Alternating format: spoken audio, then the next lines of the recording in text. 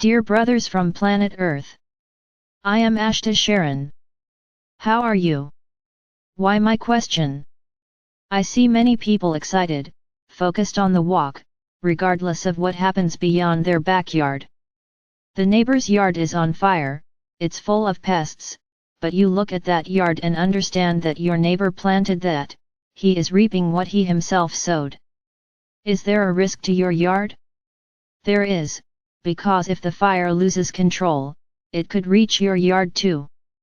But you trust, you know you have a good wall, you know your plants are well hydrated, and you trust that everything, all that space, which is your backyard, has a loving and positive energy and that will certainly eliminate any spark that could reach it. And you just watch your neighbor's yard. You do not become impassive to what you are seeing, but at this point in the journey, everyone is reaping what they have sown over time. The current moment is a very interior moment, where everyone is facing their own shadows and their own flowers, thus tracing the path that is leading, each one, to the decision made. Which decision? The decision to ascend or not. So each of you has a path ahead, a long road ahead. At what time do you walk easily, have plenty of water to cool off, to hydrate your bodies, have beautiful shade trees to alleviate the heat, and from time to time even a shelter to protect you from the cold, in other words, a peaceful walk. But there are also certain points where the walk becomes difficult, major obstacles, but which at no time need to be seen as insurmountable. Strength, faith, makes you follow the path and overcome those obstacles, whether physical obstacles, obstacles of the soul or obstacles of the body, no matter the type. There is a lesson to be learned there, and when it is learned, you quickly move beyond the obstacle and the journey continues. What is the concern at this moment? Stay on the path, because this path also has some variations, in which in a moment of little attention, you can get confused about which is the right path, and at a big crossroads, choose the wrong path and waste a lot of time. So the moment is focus, just focus, focus on the path that has to be followed. So I would say that this is the most important thing to do and should take up all your time. Of course, I understand that you have a life to live, you are still there. They work, take care of their homes, their children, their friends, they live a life. But in everything I said, translate it as follows: fulfill your worldly obligations, but let them not be the priority on this path. May you have the time necessary to go within and always find the right path to follow when you encounter a fork in the road or a crossroads. The answer will not come from anyone, the answer will come from your heart, the answer will come from the level of elevation you will be in to decide which path to follow. That's why we say so much about taking care of your own walks. If you focus on the path of others, you will not find the right path, because your mind will be divided, concerned with finding the path for the other, and yours ends up becoming unimportant. It is important to remember the following: the great pioneers of their own world were those who followed their own intuitions, and were not bothered by those who said it was crazy, that they couldn't do it. They simply believed what they imagined, and went ahead and explored their world. And from then on, from the first one who got there, how many others followed? Many. And there is the world you built. So I can tell you that the journey to ascension is the same thing. It is a path to be explored, it is a path to be found, it is not open with arrows, indicating the path to follow. No, it's a totally new path for you. Your souls have never walked this path, so they need to explore it, they need to find it.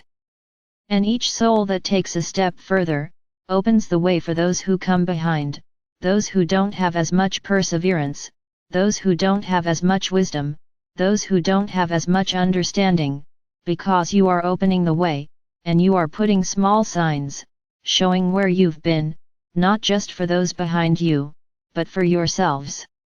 Because many times you are on this path and return for n reasons, and when you return to not knowing which path to take. But when they find the sign, they remember, so for you it also speeds up the process. Yes, you go back many times along the way, but when you put yourself forward again, you quickly get to where you were already, because you already know the path to get there. So understand, the road is lonely, there is no way to have someone next to you giving advice, because the other person next to you has his own path, has his own vibration, and could be in the wrong place on the road for him, not for you. He should be at another point, perhaps further ahead. So the journey is lonely, don't depend on anyone, don't depend on us. We do not pave the way for anyone. We are at your side, giving strength, giving courage, giving certainty of the right path, but we do not show the way. The decision of which path to follow is always yours. And with each well-chosen path, our vibration at your side increases, causing your vibration to increase more and more, because you are making good choices. And when you make good choices, the universe returns the results of those good choices. Everything you receive is a consequence of what you practice, of what you emanate. So the more you are on the right path, the more we are close, the more your vibration increases. We are not there doing anything, we are not there showing the way or opening the way, we are just raising your vibration.